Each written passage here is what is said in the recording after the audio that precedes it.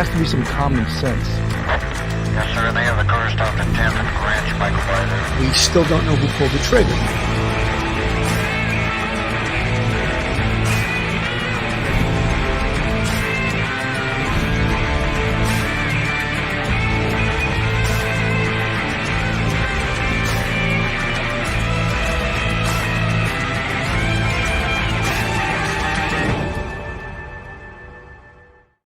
Hello, everyone, and welcome to Police Off the Cuff, Real Crime Stories. I'm your host, retired NYPD Sergeant Bill Cannon, a 27-year veteran of the NYPD.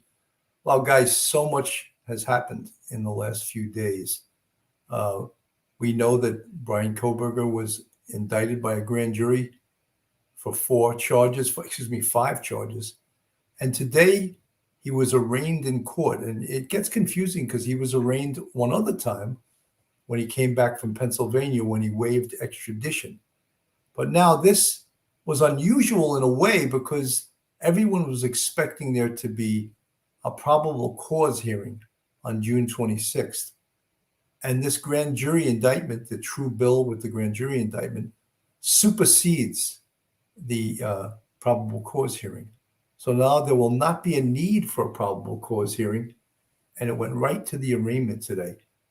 Some interesting things in the arraignment today. Obviously, he could have pled guilty, which of course didn't happen. He could have pled innocent. Instead, he stood silent.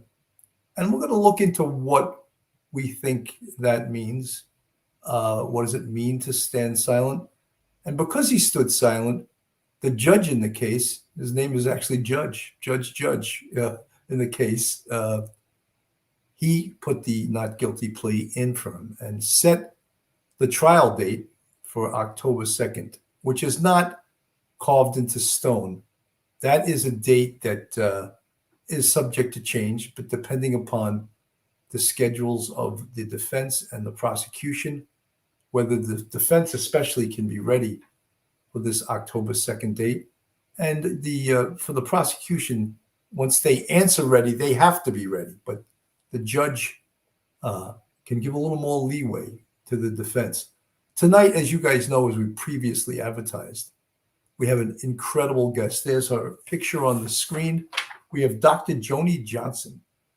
She's a clinical forensic psychologist and a private investigator who has done criminal and civil work since 1991. She's worked in a maximum security prison and for prosecutors, criminal defense attorneys, and corporations. She often conducts competency to stand trial and insanity evaluations, as well as risk assessments of mentally disordered offenders. She's conducted over 200 independent investigations of harassment, discrimination complaints. She's the host and the producer of the YouTube channel Unmasking a Murderer. She also consults with true crime television shows and has been featured on Investigation Discovery's A Crime to Remember. She is the author of numerous articles and books, including The Complete Idiot's Guide to Psychology, The Complete Idiot's Guide to Anxiety and Appearance Obsession, Learning to Love the Way You Look. Wow. That's we're going to have to ask a few questions about that. Dr. Joni, welcome to the show. Thank you so much. I'm delighted to be here. So many people were so looking forward to you coming on the show. You have a great reputation and you have a great way of presenting sometimes difficult material that for the layperson can be difficult to understand. And you have a very easy and calm manner in presenting that. And you're the yin to my yang, I guess, because I'm very excitable and emotional. And you're more low key and cool, and that's great. I love that. Are you really excitable? I've been accused of that in the past, you know. And joining me tonight to keep me calm and keep me in the Zen moment is retired NYPD Sergeant, Professor, law degree, Michael Geary, a professor at Albertus Magnus College in Connecticut. Welcome to the show, Mike. Hey, Billy. Thank you for having me on. Good evening, Dr. Johnston. Good evening. Nice to see you. So good to have you guys. Anyway, Dr. Johnston, can I call you Joni? Or say yes, of course. Okay, of course. I'll call you Dr. Joni since you got the doctorate. Dr. Joni, you've been witnessing a lot of the case in the Brian Kohberger thing, and it seemed because of this grand jury indictment, which many people that aren't knowledgeable about the criminal justice system took as, oh, that was dirty pool, that was violating his civil rights, it was this, that was, it was not. But it did fast forward to this case faster than it seemed that the defense wanted it to go. Now we're looking at this defendant, and all of a sudden it goes to his personality, his mental state of mind. They're talking again about motive, even though we know the prosecutors don't have to prove motive, but everyone wants to know the motive. In your professional opinion, his state of mind, obviously there's no insanity plea in Idaho, but what is his state of mind? Who is Brian Kohberger? Well, I think one question I would have for you is, when are you asking about? Because I would imagine his state of mind currently is a lot different than it was on November the 13th of 2022. Number one. And number two, one of the things I do, obviously, when I'm evaluating is I actually see and sit down with that person. And so I know one of the things that's frustrating for me sometimes, as well as for you, Bill, because I've heard you say this, is, people get on the TV or get on a show and they have a crystal ball or pretend like they do. And they start kind of going, oh, this means this. And, today there's a lot of speculation about why was he silent? Why didn't he say anything? He said, yes, he understood this. He understood the charges against him. And yet he refused to plead not guilty. So what does that mean? And, we can speculate that, was this a power play on his part? Was he intimidated by the families who were in the courtroom? It could be both of those. So without talking to him, it's very difficult to say what is his state of mind now. I would imagine, though, that he is feeling quite a bit of anxiety. And I would imagine as the criminal proceedings go on, the reality of what he's looking at, are coming home to him. So like I said, I think his state of mind right now is a lot different than it was when he was planning, if he is in fact guilty of what he's been charged with, of planning and going through all the fantasies and those kinds of things before it led up to November the 13th. Doc, I had a certain take on him not pleading and standing silent. And I felt that was a little bit arrogant, him not answering and not saying, I'm not guilty. Remember, everyone's always referring to the OJ trial, 100% not guilty. There was a real definitive response from someone. And for me, my interpretation, and again, I'm not a PhD, I'm not a psychologist, I took that as arrogance. And I really think that hurt the family even more, him not making a statement, him not saying, I'm pleading not guilty. Mike Geary, what do you think? Billy, when I was looking at him coming into the courtroom, and I was watching his eyes and I was watching how he interacted with his attorney, I kind of saw him moving his tongue around in his mouth from the side. I know when I'm very nervous or I'm stressed, I kind of rub my tongue over my mouth, my teeth, and I'm just like contemplating what I'm going to say, because it's some interaction that's not going well or something like that. I think he was able to answer yes, that he understood his rights and he understood, what was read to him. But I think at some point I think he really wanted his attorney to stand up and say, he's not going to say anything. And maybe I think the 6 months in prison in solitary confinement kind of took a lot of wind out of his sails. And I think he's just scared. I think, Dr. Johnson has it right. He's a very, very different person. And maybe he couldn't even form the words because he was so taken aback by the proceedings. And that's how I saw it. I didn't see it as arrogance. I just saw it as kind of like a little bit of terrified. I want to play a little bit of this, and we'll take a look at how he looked when he answered some of the judge's questions. Yes. Do you understand the maximum penalty? Yes. Do you understand the charge in count 2, murder in the first degree? Yes. Do you understand the maximum penalty? Yes. Brian Kohberger is officially arraigned on murder and burglary charges for the brutal slayings of 4 college students. Sidebar host Anjanette Levy is reporting from outside the Idaho courthouse for the latest, and renowned attorney Ben Shue, who famously represented Johnny Depp, comes on to give his take on the latest in this high-profile case. I don't think we have a good panel here. I don't think we need to hear their panel. So yeah, just the fact that he stood silent instead of saying I'm not guilty, I think that can be interpreted. Dr. Joni, I mean, am I wrong, or is it open to interpretation? I think it is open to interpretation. Now, I mean, since none of us have met him, none of us have evaluated him or talked to him, we can put any kind of spin we want to. But I think it is helpful to think about some of the descriptions people who do know him have used in talking about him. And one of the things that kind of supports what you're saying, Bill, is he has been described in the past as being arrogant, by his students, by other people. Again, this is in the past before, the recent turn of events. So is it possible that he was being arrogant? Yes. Is it possible that he was terrified? Yes. Is it possible that he was terrified and this arrogance was his way of kind of defending against that? Yes, that's possible as well. So, all the above can be true. Yeah, I mean, look, someone's standing in front of a judge in a courtroom and they're eligible for the death penalty.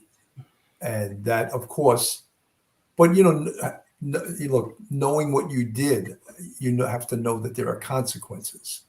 And again, I have to say it a million times because people accuse us of being the cops that are just everyone's guilty. He's innocent till proven guilty, although he is standing trial for a quadruple murder of 4 kids, 2 20-year-olds and 2 21-year-olds, and for burglary first degree. So that fact cannot be taken off the table. So I'd like to get Dr. Joni, let's talk about Brian Kohberger. Let's talk about him a month before these murders. Who was, or even like 2 months, 3 months before these murders? Who was he, personality-wise? Well, my sense of him is that this is somebody, if we could, Bill, it might even be helpful to go back, starting with some of the writings that he posted as a teenager, because I think that really does give us a good foundation for where he was and where he has ended up. And I say that as a psychologist because I think when he was 15, 16 and making these posts on, I don't know if it was Facebook or wherever, this was somebody at that point who could have been helped. This is somebody who was suffering. This is somebody who was depressed. This was somebody who was unhappy, probably very angry as well, and not knowing what to do with that. And then we fast forward, to 6 months ago, for example, and here is somebody who has changed dramatically. And it seems as if all the anger or all the pain and rage or depression and all the things he was feeling as a teenager, he is really channeled into this sense of resentment, this sense of anger, this sense of, humiliation, personal injustice. And he is really bent at this point on paying people back for his perceived wrongs. We're, paying people back for things that they have done to him. Again, not necessarily the actual people, which is always astonishing to me, but it happens over and over again, as we know. These 4 innocent people did nothing to this person, but symbolically for him, they represent all the things that he, wanted, that he couldn't have, that he believed rejected him. And, by June of 2022, I think he had made a drastic shift. He'd already purchased a knife. He had already made a plan to do something to, pay the world back for all the perceived or real injustices he had suffered. He seemed like an extremely articulate individual. I would say that socially is probably where he suffered most, that he was socially extremely awkward. And as you say, he hid this rage inside of him that, premeditatedly, he buys this K-bar knife.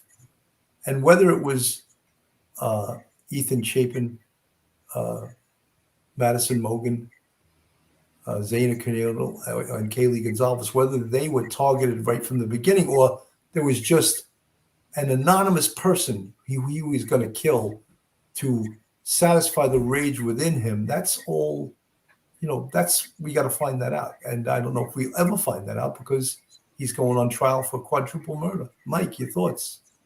Yeah, Billy, you know, looking back at some of his writings from when he was like 16 or 17, you just think about what your high school experience was like, those 4 years. You're changing from a little kid to a young adult, and you've got all the physiological changes and emotional changes. You're becoming your own person. You're becoming a junior adult. And there's a lot of uncomfortableness and awkwardness for many kids. I'm one of them, but 99.999. Why am I having you on the show then, Mike? Because I can tell you, Dr. Joni, be careful. Thank God you're in California. We're not in the same room, folks. Don't worry. Mike's not in the same room as us. I'm in my little library here. I'm surrounded by books. Don't worry.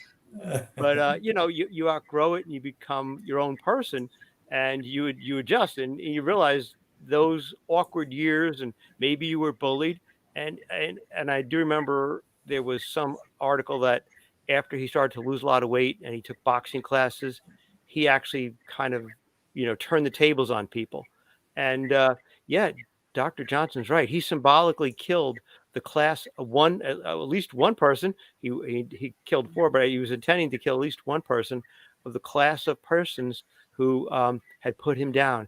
A deeply insecure, unhappy person that could never quite find, their niche, in life with a group of people who he felt comfortable with. I'm sure that's really lonely and disturbing. And, that 16-year-old boy needed help and he didn't get it. And my heart would go out to him as a 16-year-old kid. But somewhere along the line, he had some other issues, some other mental health issues that were never addressed. And it flowered into deep-seated anger, resentment, and a feeling of superiority over the people who, you believe were representative of the kind of people who put him down all those years ago. Wow. I don't know how you became a psychologist, Mike, but somewhere along the road it happened. Defendant's state of mind at the time of the crime, but in Idaho, a direct insanity defense doesn't really exist. Forensic psychologist Dr. John Delatour weighs in on how it's applied and how the likelihood of it fitting into this case. So in Idaho, they're not exactly taking away mental illness as part of the defense strategy. They're just simply only going to allow it to be a part of the overall intentionality that someone may have when it comes to committing these crimes. So certain crimes, right, certain degrees of felonies have certain kinds of ways in which someone intentionally does something. So for a first-degree murder, the person has to knowingly or purposefully engage in these kinds of acts. So essentially what we're saying is that someone of clear mind decided that they were going to engage in this act. So, Dr. Joni, that's part of the argument here. Again, there's no insanity defense in Idaho, but was he sane at the time of the crimes? And, a lot of times the simple way is did the person understand what he or she was doing was wrong? Did they understand that at the time of the crime? And I'm oversimplifying it. Would you define it a little better than that? Yeah, well, the insanity plea, and actually Mike may be able to talk about this better than I can, but from a mental health standpoint, it's a relatively low bar. Or I'm sorry, a relatively high bar, because you just basically have to understand that what you did was right or wrong, depending upon the state and what the standard is in that particular state. And you have to have an appreciation that what you did was wrong. And that sometimes is confusing. I'm talking more about California here, because as the guest said on the other show, Idaho doesn't have the insanity plea. Now, they do have almost like a diminished capacity kind of sounding, I think, defense, or part of a defense. So you can introduce mental health issues as part of the defense. If we're pretending for a minute that Idaho had the insanity plea, I can't imagine that being applicable in this case. I mean, there is such evidence of premeditation, foresight, of attempting to conceal what happened. There's potential evidence of stalking behavior. I mean, I don't see any indication whatsoever. Now, if there's a sentencing, could this be a mitigation? There'd be some attempt to say, well, let's look at his childhood. Let's look at the fact that he was bullied. Let's look at all this, try to take the death penalty off the table. I would imagine that would be something that would be argued just almost routinely, right? To try to, mitigate the death penalty.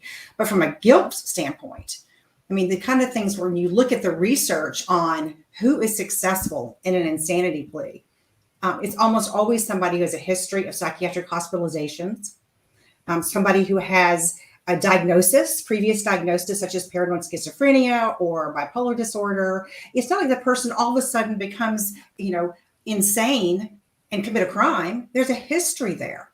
And so there's no indication that we have, yes, a lot of people could have mental health issues. People could have all kinds of diagnoses and still be legally sane when they commit a crime. So I can't imagine that applying in this case, even if it happened in a state that had that. Doc, one of the things that we want to address too with this mental state of mind is the stalking nature of this crime. And by that, I mean, on 12 prior occasions, he had done what we would call recon. He reconned this location, which again is premeditation, and takes a healthy state of mind to plan something like this out. And I'm sure, people talk about some killers that are like there's no one I ever met in my whole police career that was a mastermind at anything criminal-wise. For the most part, criminals aren't masterminds. That's why they're criminals, And some may be smarter than others. Some may plan better than others. Sometimes they get away because of just happenstance and just sheer luck. And it had nothing to do, they planned it. They were so smart.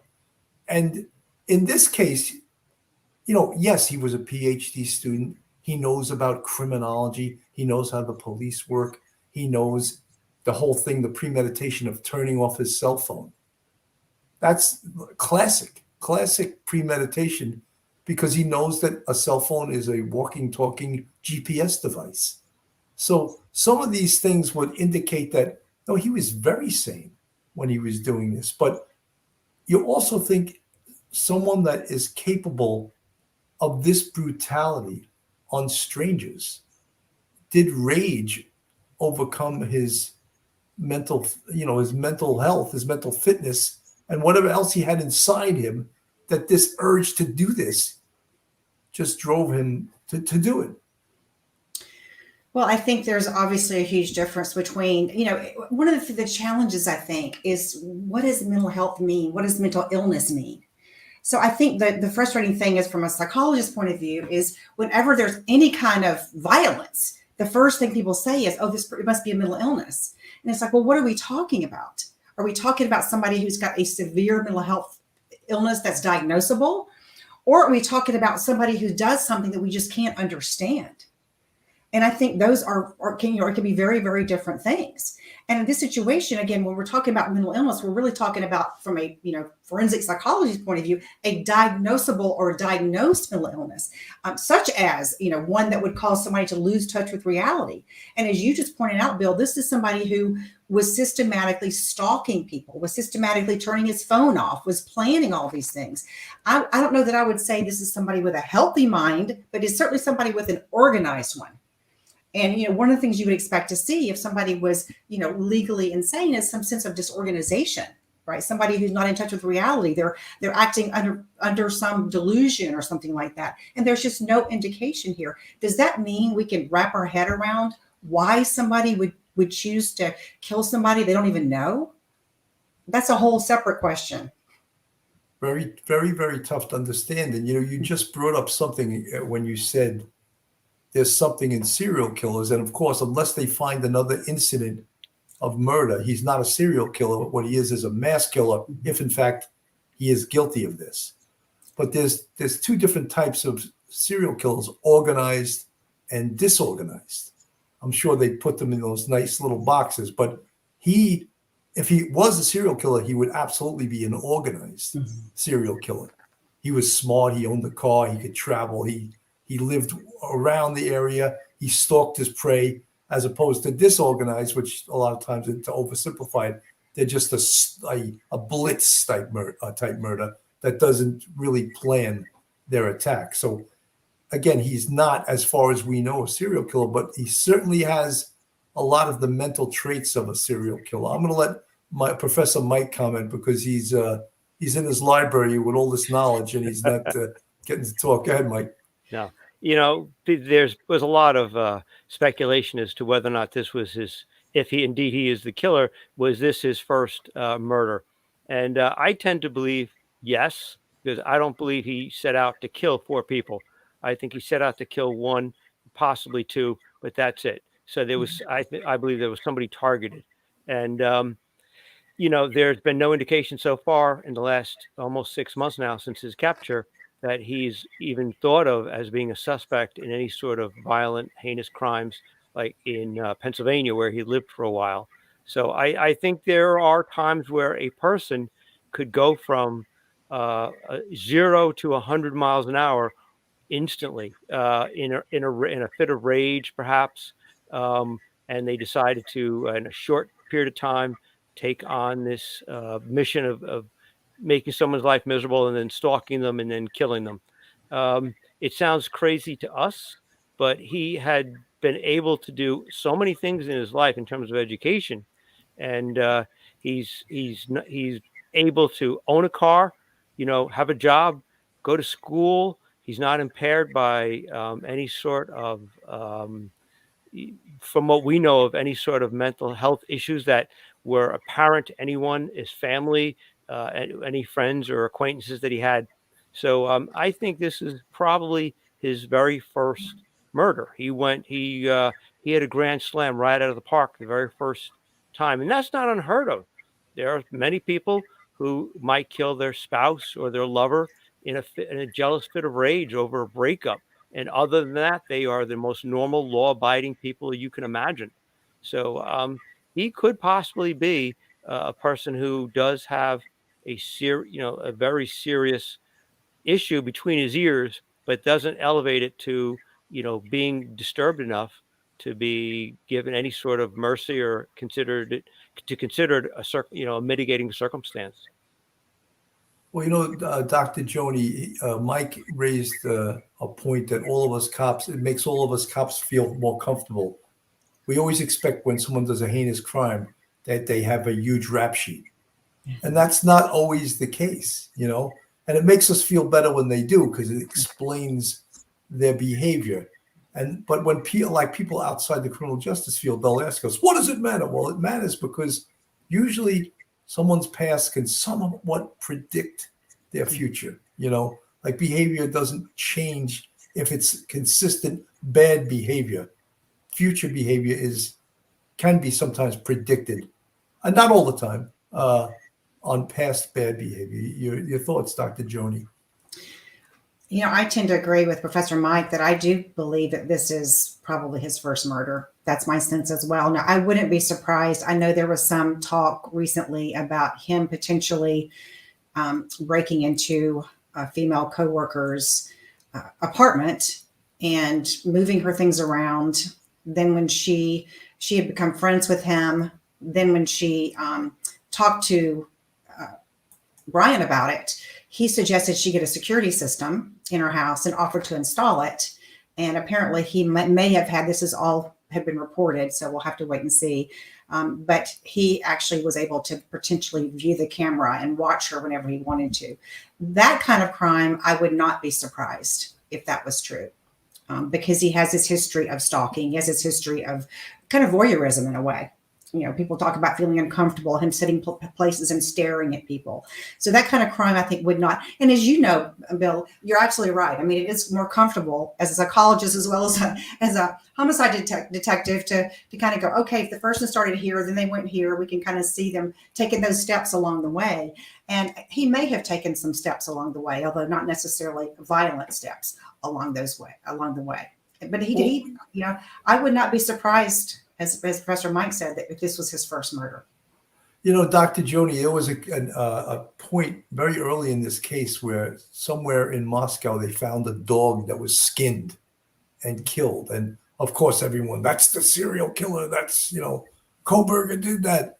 And of course, there's no indication that he did. But as we all know, a big indicator of a serial killer is someone that kills animals for no reason, not hunting, just as a kid may have killed or tortured animals. So that's why I don't know why that's a psychological indicator of a serial killer, but apparently it is. Well, we know that, there used to be this whole McDonald's triad, which is kind of what you're referring to, where there was, I think in the 1960s, this doctor came out and said, bedwetting past a certain age, animal cruelty, and fire setting. Boom, there's your hallmark. When kids do these things, they're going to become budding serial killers. To some extent, that has been debunked. In that most, you find a wide variety. Certainly in serial killers, there's a greater prevalence of animal cruelty, but most serial killers were not cruel to animals before they began killing people. So there's definitely some overlap. And certainly when I've seen kids who were over the age of 6 who were intentionally hurting animals, that is a cause for concern. But it's not something that I think in this particular case. When I heard about that, my first thought was not that this is Brian Kohberger skinning animals. That does not fit to me with what we know about him. And why so? Because I think that, when you look at his history, this is somebody who is awkward. He's been a misfit for his entire life. There's no indication of violence in his family background. We don't know of any trauma that he may have experienced, physical abuse, which you oftentimes see in the history of people who hurt animals. There's some indication that animal abuse in children is as much a sign of trauma, that they've experienced trauma, as it is that they have psychological problems. So we don't have any sense. What we know about his family, which is not a lot, they seem to be a relatively normal family. There's no indication of abuse or severe neglect or anything like that.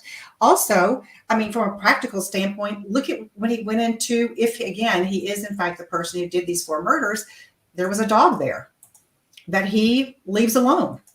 So that would be some evidence, right? That would say, okay, well, why would he skin this dog that he doesn't know and then go in, murder 4 people and leave the dog alone? This dog could bark. This dog could do all kinds of things that might, get him in trouble. So it doesn't fit to me.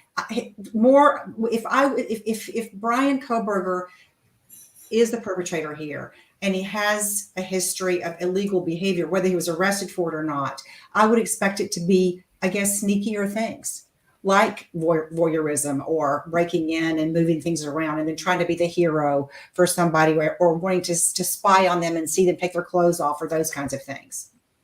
I think if that story about him breaking into the apartment and putting this video device in there and that he was able to access it at any point, that's pretty disturbing, I think, in many ways. Not just the criminal act of breaking in and burglar, but the act of being able to be a voyeur. It shows sexual deviancy.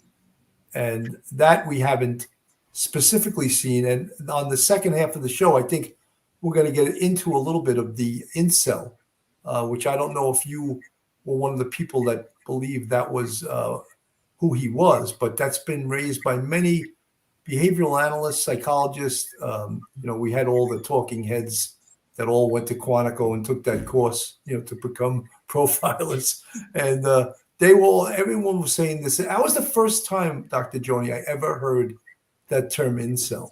In my entire police career, I had never, and we used to, not that they would know it, but we were on the same floor as Manhattan Special Victims, which they used to call sex crimes.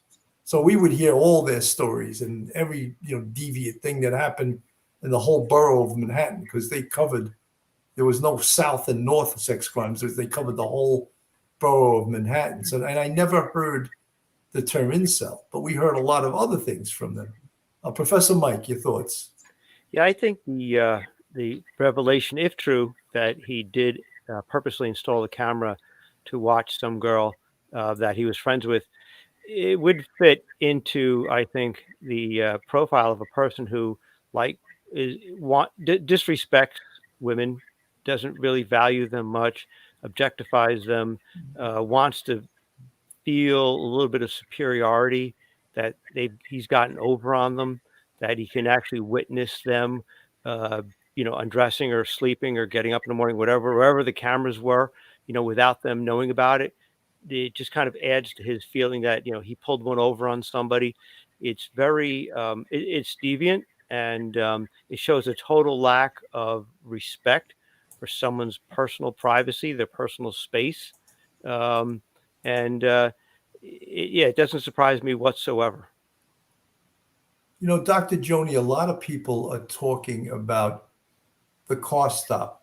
A female officer stopped him a month before the murders. I'm just going to play a little bit of this, and we'll observe some of his demeanor and the way he talks to this officer here. New glimpses at the man from Monroe County accused in a mass murder. The newly released police video showing Brian Kohberger a month before he allegedly killed 4 University of Idaho students. It's our top story on Newswatch 16 at 6. Good evening, I'm Lisa Washington. And I'm Scott Schaefer. The new video sheds some light on the Monroe County native accused of killing 4 University of Idaho students last year. It also shows officers searching his apartment out west hours after he was arrested here in our area. Newswatch 16 Stacey Lang is here to break it all down for us. Yes, Scott and Lisa, these new documents and videos are coming from the Washington. That was not the video I intended to show. We don't need their report on this. Basically, it was a car stop that occurred a month before the murders, and he was pulled over really for driving into an intersection, and traffic backed up, and he was caught in the intersection. So he basically went through a red light, and a female officer pulled him over, and people analyzed it a little bit that, he was condescending. He was a little bit of arrogant, and not overly so. I mean, you got to remember, in the situation he was pulled over.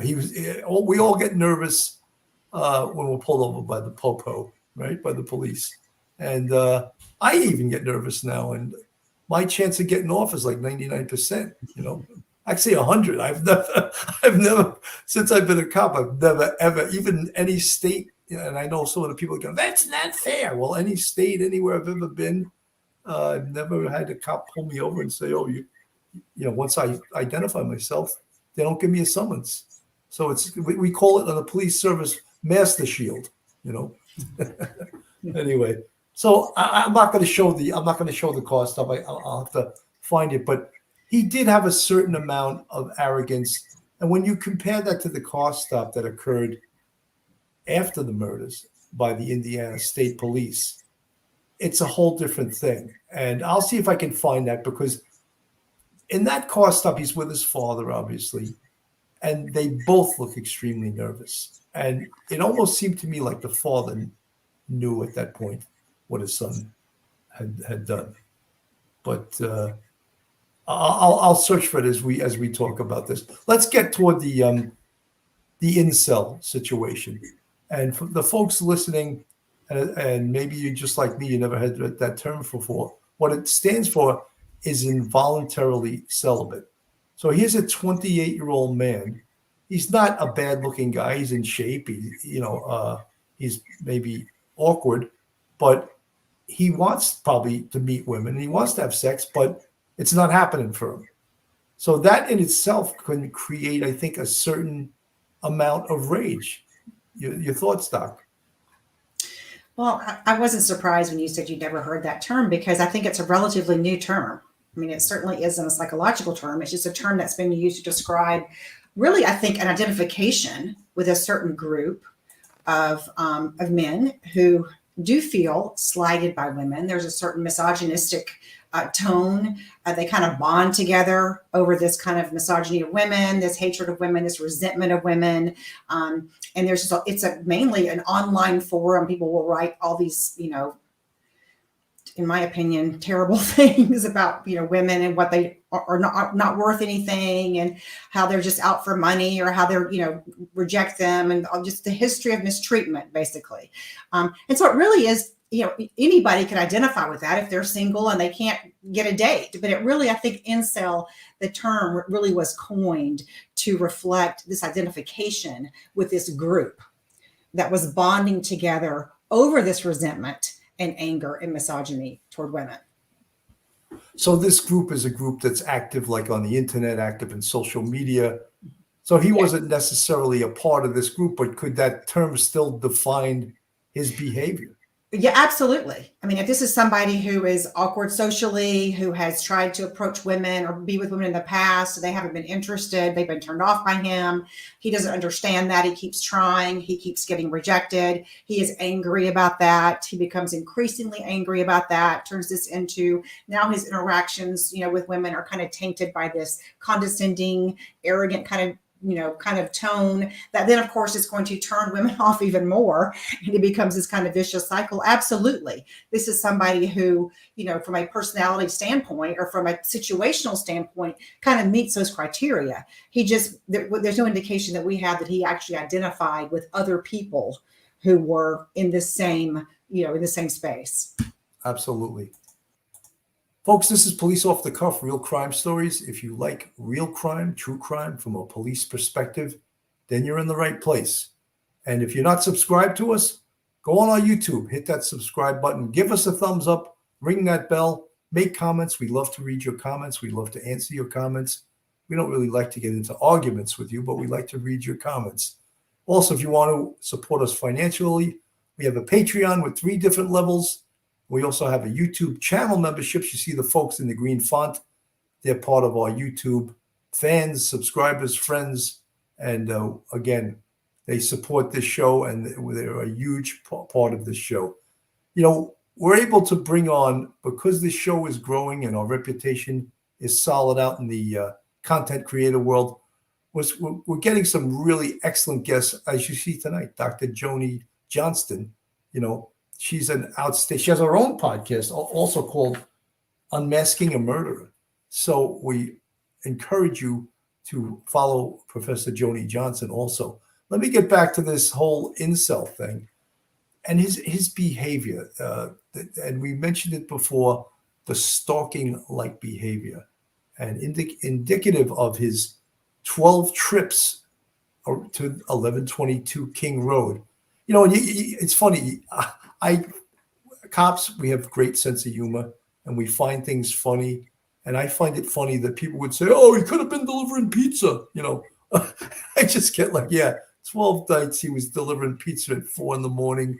There's no indication that he delivers pizza. He's a PhD student, but there's that crew that wants to become defense attorneys someday, and they're providing a defense for him. But 12 recons of this location, which later became a horrific crime scene, is, Mike, I'm going to let you use your term that you've coined. Consciousness of guilt? Maybe? Yes.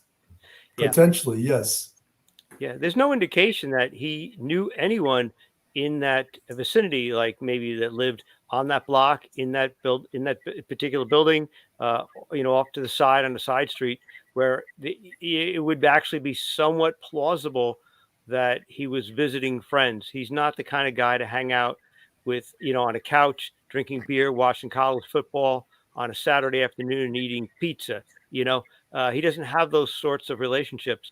So it would be rather difficult, I think, for him to come up with a really plausible explanation that any juror could believe that would account for those trips to that specific area. Because that's not what he does. That's not how he relates to people.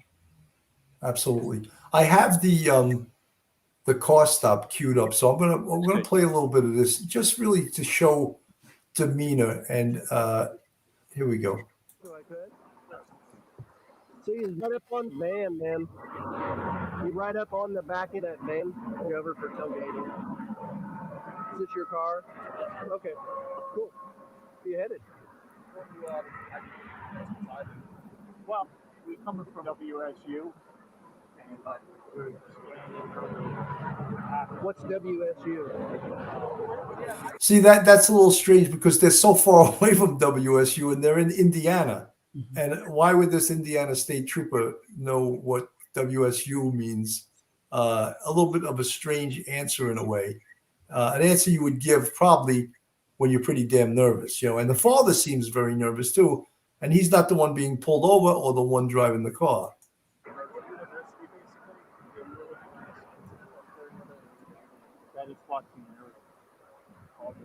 So I'm having a hard time reading because of the traffic. So you're coming from Washington State University? And you're going there? Oh. Oh, okay. Yeah, we're finally letting you drive for hours. Hours, days. Driving. Yeah. Okay. And what did you say about some SWAT team thing? Yeah, there was a mass shooting and everything. Where?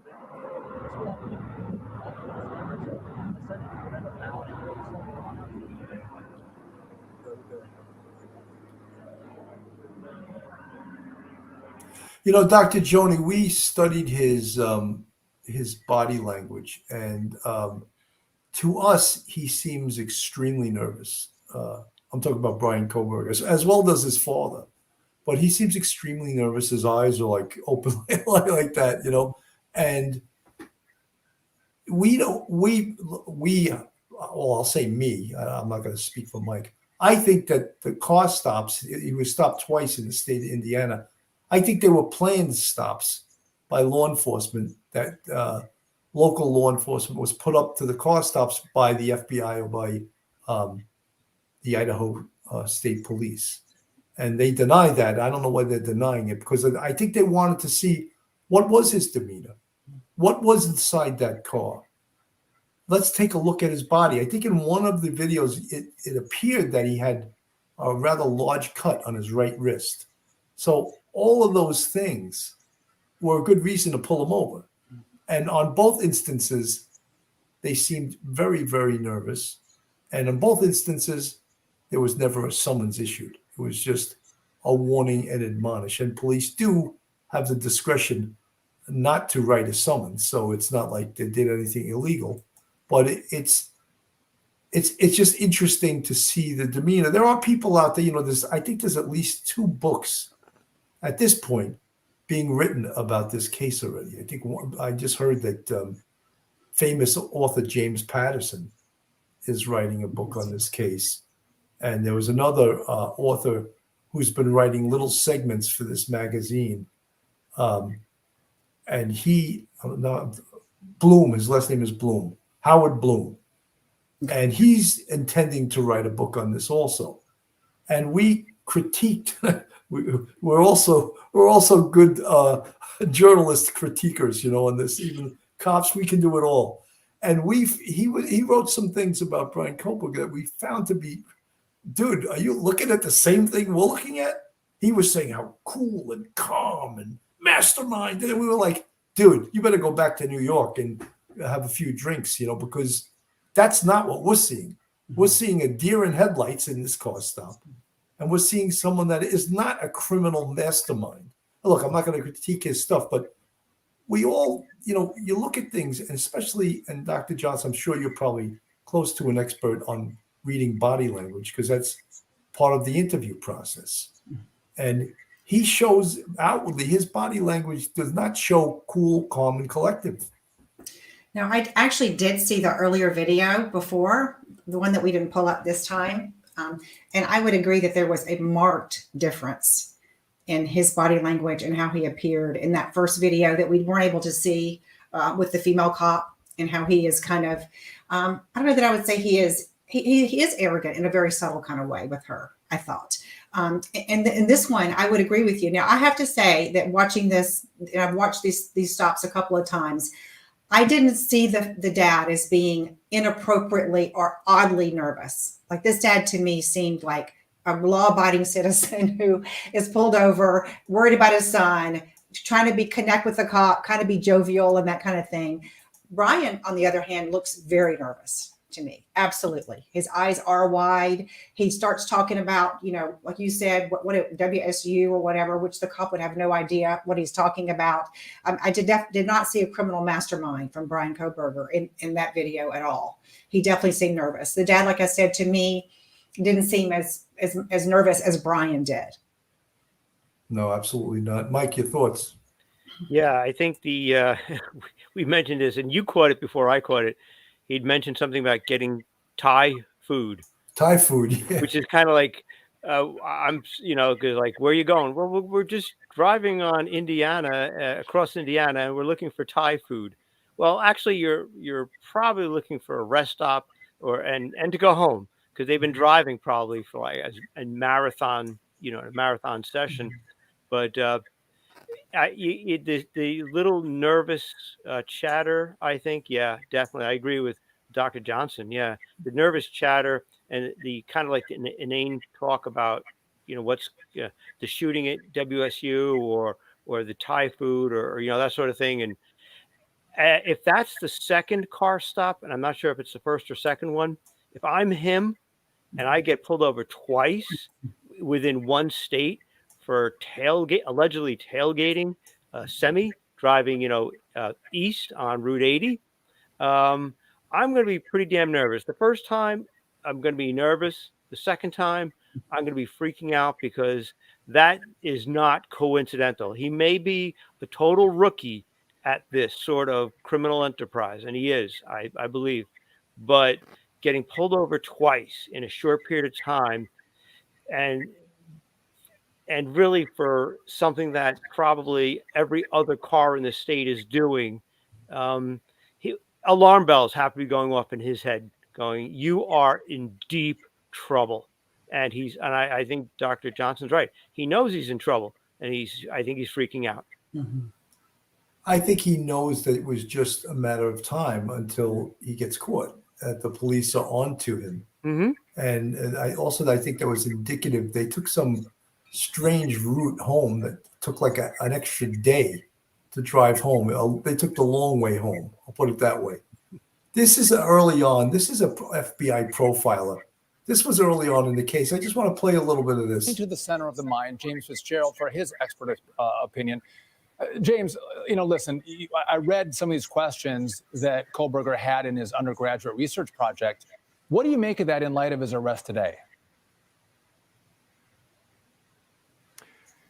Sean, as soon as I heard those questions or read them earlier, it reminded me of the protocol of like 400 questions that we had back in the day as new profilers. When we would go through our intensive training in Quantico, Virginia, within a year or so, we'd go out to the prisons and interview serial offenders and violent offenders. They're convicted, they're not going anywhere, there's no deals offered. And we would ask them about 400 questions about how they committed crimes, why they committed crimes, why they chose certain victims, why they didn't choose other victims. And you know what? The questions I've seen so far in our subjects, the questions that he had prepared for his master's thesis, very similar to those. So this guy obviously is intelligent. This guy has obviously done his research, and he wanted to get inside the mind of these people. But at the same time, perhaps he wasn't getting all the answers from them himself, so he had to do it himself, commit this type of a crime to truly answer those questions. And what a heinous way to go about doing your research in this regard. But it begs the question, was he doing this for his thesis or research project, or was he actually doing, opera research to make sure he could better commit his crime when he chose to do it? Sure, and many criminals, Kaczynski, the DC sniper, the anthrax guy, they all claim to have these over-the-top sort of rationales and reasons for doing it once they're caught. But quite frankly, they have violent ideations, many of them mental health issues, and they want to sort of form an excuse for why they go out and commit crimes, be it a one-off like this guy, killing 4 people at once, or being a serial offender that goes on for weeks or months or decades in the case of some of them. So this guy wanted to kill someone. I am sure about that. And once he got more in the world of this whole criminal justice studies and how these prisoners think and operate, he somehow thought he could be one of them. But you know what? He thought he would be smarter. And you know what, Sean? It reminds me from 99 years ago, before my time, but I'm certainly familiar with the history of the Leopold and Loeb case in Chicago. They were a couple of college students, thought they were smarter than law enforcement, and they went and kidnapped and killed a 14-year-old boy. There was a movie called Rope made in 1948, a Hitchcock movie, which captures that. The methodology is different, of course, but I think part of what this guy is someone who thinks he's smarter than the rest of us, certainly law enforcement, and that may be at least one of the factors which contributed to him committing this crime. Your thoughts, Dr. Joni? Well, there's a lot to talk about there. Yeah. There really is. I mean, I know that there's a lot of buzz around those questions, as that research that he put out there, those questions on Reddit. He went on there and posted and that kind of thing. And, I think it's a chicken and the egg. Did he get interested in criminal justice because he already had these fantasies? Or did these fantasies, get stronger when he pursued criminal justice? I mean, I think there's a feedback loop there, right? I think it's very likely that he had been having fantasies I think since he was a teenager, at least about getting revenge. Whether he was thinking about killing a woman, we don't know when that started, but I definitely think he was very angry and having revenge fantasies probably from the time he was 16 or 17. Now, was, him getting involved in criminal justice a way to try to contain that initially? Maybe.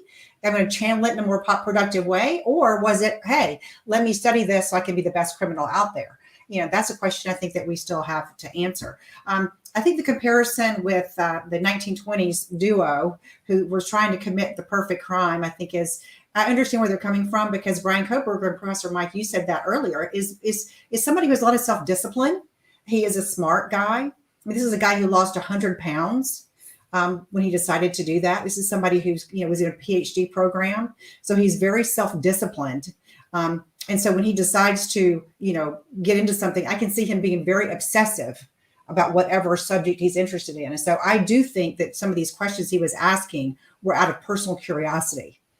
How do other people feel about these things? How do they do it? Did you premeditate it? Some of the questions you were answering, I was thinking, if I was going to do a question on murder, I don't think I would ask some of these questions because, as we know, most murders aren't premeditated. They just happen, right? Somebody picks up a gun, they're in an argument at a bar, they shoot each other, and it's over, or it's a gang slaying or whatever. And so the questions I thought were very interesting because they weren't, asking about the typical, if we think about murder, they're asking about premeditated, who did you target, how did you decide to pick your victim, and those kinds of things. There was definitely a very personal quality to that. But looking at the kind of the duo of the 1920s, I think they were much more intellectual. Now, I think what Brian Kohberger did, was take all that rage and that anger and intellectualize it. So he's now studying things and he's researching things and he's becoming very analytical and planning out everything. But underneath that, there is all that rage, I think, that he still has. Absolutely. Dr. Joni, someone in the chat has a question for you. Is it normal to run a questionnaire so close to graduation that he obviously didn't finish collecting data before graduation? Also, do you know what topic his dissertation was? My understanding, he may have had a master's thesis, and I don't know what that subject of that might have been. I know that he took Catherine Wamsland's class. So I don't know if this was part of, some kind of research project. So I know that he wouldn't have had a dissertation in this particular class or this particular program because it's a master's degree. So I don't know if he had a master's thesis or what that was. And in terms of timing, I think, I don't know the context well enough. And maybe Professor Mike does, in terms of, was this part of a group project or was this something that he was doing to do a paper on his own? Yeah, I don't know that he was part of a group. From what I've gathered, that this was more simply curiosity, and that it was supposed to be, from what I've heard, that it was supposed to be for a paper. The fact that it might have been chronologically at a very late date might have just been part of some extra curiosity that he had. I heard that he was kind of somewhat fascinated by the BTK killer in Kansas, and the BTK killer wasn't caught for like 18 years. He was a very successful serial killer who stalked his victims over a long period of time. He called each, person that he targeted when he decided to kill them, he called it a project. And it's really scary and very unnerving to listen to the BTK killer's, elocution in court when he describes the individual actions that he took against each and every victim. And it was a well thought out process. And he himself was also a criminal justice major, had been a criminal justice major in college. So I'm not sure chronologically about those questions. That might have just been some extra research he was doing on his own. But that, you're right, Dr. Johnston, that insatiable curiosity, what's coming first, the rage or the curiosity feeding the rage, or the rage feeding the curiosity. Folks, if you're looking for a great attorney in the New York metropolitan area, then Joe Murray is your man. Joe's a retired NYPD police officer and a fantastic defense attorney. He's also a big supporter of the Police Off the Cuff podcast. You can reach Joe at 718-514-3855. Email him at joe@jmurray-law.com. And he has a website, jmurray-law.com. And Joe's, as I said, he's a fantastic attorney. Give him a call if you need help. You know, I want to say something, Professor Joni. When we were on a duty run show, a lot of people got upset because I said something to you and they took it like I was insulting to you, and I didn't mean it to be that. But I had seen, we talk about a lot of these criminal profilers, and they're, of course, doing the profile before the perpetrator is caught. And many, many times they're so far off that I lost a lot of faith in the whole Quantico thing of all these FBI profilers. And maybe with that in mind, maybe I came across a little bit strong to you, and people were like, "Oh, Dr. Joni should never go on a show with you again." People were like yelling at me. I was like, "Look, I called her and she wasn't upset at all." And she was, but with this in mind, I think what you do and what profilers do is much more important now after the fact, because the defense attorneys are going to try to call someone like you and maybe explain his behavior. And same thing, the prosecution is going to have someone that can explain behavior, maybe also on the other side of the fence, to explain this is why he did it. I definitely agree. I definitely think that forensic psychologists are much more valuable after someone has been arrested and they're facing prosecution. Whether that's in sentencing, looking, in terms of mitigation or aggravating factors that need to be talked about in mitigation, or whether that's, some kind of mental health issue in the courtroom. And that's how I like to be involved in cases. Is those two areas, because you're absolutely right. I mean, I think I have a lot of training behind me. I do a lot of reading, a lot of research. I interview people all the time who've been committed to violent offenders, but I don't have a crystal ball. And it's important to me to see a person, meet with a person, evaluate a person, and then do a lot of collateral information, get the police records, talk to people who've known this person, all those kind of things. That's when I can be the most useful, not before that. Because you're absolutely right. I think it's sometimes people can be led astray by ideas. We look at a body cam picture, and the three of us might have three different ideas of what we're seeing. Absolutely. I just see that I think profiling is a little bit too predictive, like almost again, like someone got a crystal ball. You're looking for a male white. He's 35 to 40. He hates his mother. He loves Oreo cookies. They come up with some of this outrageous stuff, and you're like, where'd you get that from? And in a lot of the big cases over the last few years, I always think of the Beltway snipers. They were so off in that prediction. They predicted it was a male white 35. It was a male black 17. And so it wasn't even close. And I don't want to just harp on that one. There's been several others, and maybe once in a while they do get it right. But and let's not. Also, I'm sitting here criticizing. I'm sure it's not an easy thing to do. Well, and the other part of it is, and I would love to hear Professor Mike's perspective on this as well, is that I know that there's been a lot of attempts in investigative psychology to look at more behaviors as opposed to personality traits or psychological characteristics, to look at crime scene behaviors and try to do more research specifically on those crime scene behaviors and try to see if there's any predictive value in looking at those behaviors, as opposed to trying to come up with a psychological profile or just a physical profile of a person. Absolutely. Professor Mike? Yeah, I think behavior, not being a psychologist, but being married to one and having a brother who's a psychologist, we've argued many times over, what's the meaning of insanity and all kinds of things like that. And I always as a cop, I always like to look at behavior, because actions speak louder than words. And actions, as I tell my students when we're discussing mens rea, part of the crime, you got the mens rea and you got the actus reus.